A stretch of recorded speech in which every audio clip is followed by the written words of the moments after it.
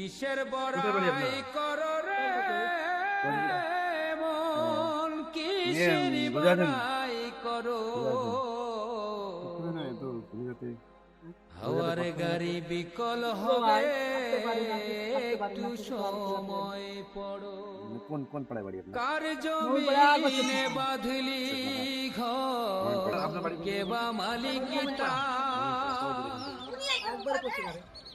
মিছে কেন করো রে মন, শুধু হাহাকার।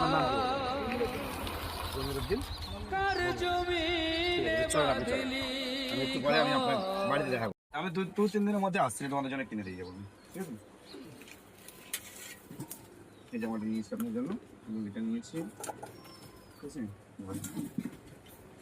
ঈদের জন্য কিছু আমার জন্য যেগুলো আছে মার্কেট করে দিয়েছি। এটা তো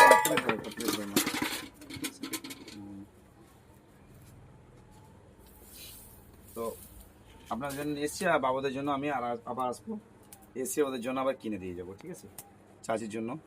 চাচি চাচি একবার তাকানের দিকে, শুনতে কম পাই, ঠিক আছে, বেশ অসুবিধা নেই, ঠিক আছে? চাচির জন্য আমি যতটা পারবো আমি নিজে হয়তো যদি নিয়ে আসছি তো নিজে নিয়ে আসছি, আর নাহলে নিয়ে গিয়ে আমি পছন্দ করাবো, ঠিক আছে?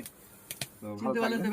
হ্যাঁ আমি চিনতে পারলাম, আর অসুবিধা হবে না, এবার আর কোনো প্রবলেম হবে না, আমি মোটামুটি রাস্তা চিনে গেছি, ঠিক আছে?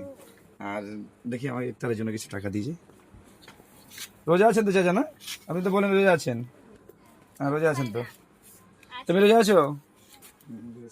সবাই রোজা, সবাই রোজা আছে, বাহ খুব সুন্দর, না? ছেলে মেয়ে সবাই। আমাদের ধরেন ছোট থেকে সব রোজা থাকে। এই টাকাটা রাখেন আপনি, এই টাকাটা কিছু মানে ইফতারের জন্য কিছু কিনে নেবেন একদিন, হ্যাঁ ঠিক আছে?